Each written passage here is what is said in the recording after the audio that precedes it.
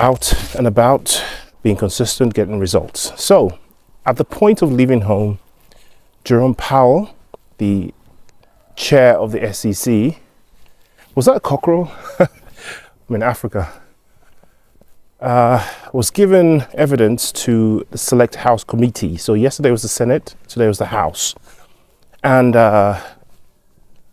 this year, obviously, both Senate and House are heavily Republican. So the Democrats obviously got to question as well. But I don't know, man. There was this woman that came up, obviously from the Democratic Party, during the question time. Rather than asking Jerome Powell a proper question, just went ahead and ranted a little bit about Trump and the new policies. And then another guy came out and started talking about, he actually made a little bit more sense. His was more sort of his opinion rather than a rant about how the United States has removed US aid or USAID from certain countries, etc. The effect that could have on sort of United States commodities, stuff like, agricultural stuff, produce and stuff. But, this is the thing. The Fed is supposed to be an unelected, apolitical organization. But I feel like they were just trying to get, Jerome Powell to say something political so they can have a sound bite, I guess, to use at a later time, or, I don't know, to present to the other team, right? And I think Jerome Powell is quite a seasoned person, seasoned professional in this way. Just basically duck and dived.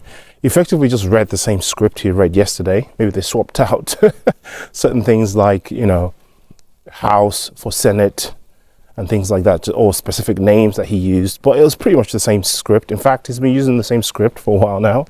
And he just talks about how, inflation is not going down as fast as they want. He wants it to be around 2%. And if they were to tick back up, then they'll use the tools in their power to readjust. And, he had the whole sort of non-urgent demeanor, which didn't go down well with the markets. Funny thing about the markets, though, is there was a bit of a liquidation event before the speech, before the hearing. I think you can call it a hearing. And there's a little bit of a liquidation event before that, but that was immediately eaten up and pumped right back again. So even though the liquidations did happen, there just wasn't enough time for anyone who wanted to take advantage of that dip. I already anticipated it this time, and I placed orders at certain levels, and they did get executed. So effectively, I did buy the dip, thankfully. And I will be doing that going forward until, the euphoric times arrive. So another gift for us hodlers, yeah. But this is why a lot of people are now saying that the cycle, the 4-year cycle, the ups and downs, aren't going to be like they used to be, right? The market has matured in a way that might still get the swings, but just they won't be as violent as they used to be, right? Any significant dip will be quickly eaten up by institutional money. Likewise, any upward movement is very quickly halted by liquidations of longs.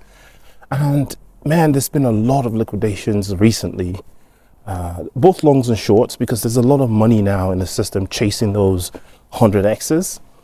What we have now is a lot of people with spare money in their portfolio. Doesn't represent a largely significant amount, but in the crypto world is a huge amount, and it causes a massive disruption, right? Oh my goodness, it's starting to rain and I didn't bring my umbrella. My bad. What was I thinking?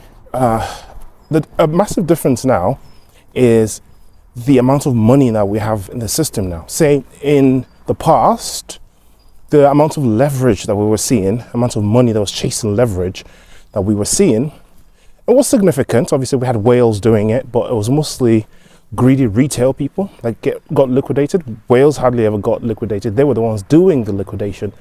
But the amount of money, was in the millions, right? But now we're having hundreds of millions chasing liquidation. And that 100 of millions doesn't represent a significant amount of the portfolio of the people placing those bits of leverage, which means that they can keep doing it. Whereas before, if we saw the kind of liquidation that we saw last month, it would have ended the bull market completely. I mean, it was the largest amount of liquidation in the history of crypto, bigger than Luna, Terra Luna crash, bigger than FTX crash, bigger than the COVID crash, right? But, you know, the liquidation just bounced back. A few days later, people are placing leverage orders again. And we're back again. Everything's back to square one. And it's just crazy how much money is chasing leverage now. And the whales are having a lot of fun with these as well, because it must cost them a lot more to liquidate as well now, because they have to dump quite a fair bit to liquidate some of these orders, because a lot of them have a lot of liquidity behind them and a lot of leverage between them and a lot of margin. So they need to dump a little bit farther down to actually get the liquidation. So I won't be surprised if the exchanges were proper in cahoots with these whales and doing these liquidations, because I don't know, it's absolutely mad. I can't wait till there's some sort of investigation and all these corrupt activities get aired out for us to see.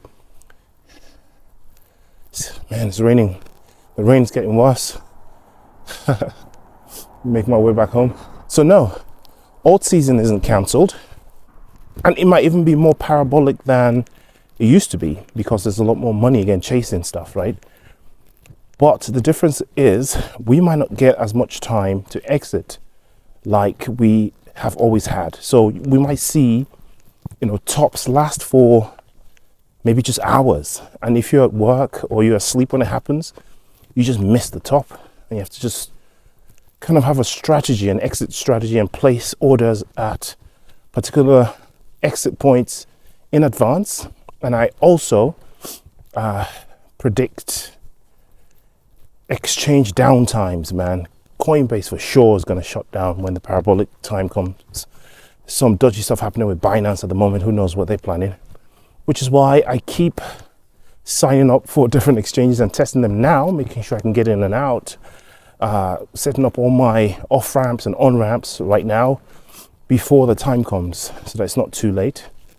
So I'm on my number 7 exchange right now. I've shared Mexi with you guys. I'm going to do a bunch of videos showing you guys the other ones if they pan out to be okay.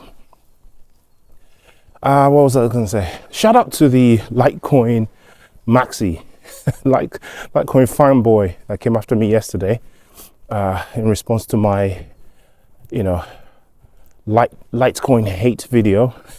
I mean, I don't hate Litecoin, guys. I told you it used to be my favorite coin at some point, but I just don't see the utility now. But it wasn't so venomous. It was just someone who said, oh, this guy has no idea what he's talking about. That's fair enough. You know, if he really believes that, everyone's entitled to their own opinion. Who knows? I might be wrong. You know, I'm not an oracle, so to say. So I might be wrong. Any of the stuff I say here, of course, is not financial advice. It's just, you know, opinions of a YouTuber who's walking in the rain in the freezing cold. So do your own research, yeah? My fingers are frozen solid.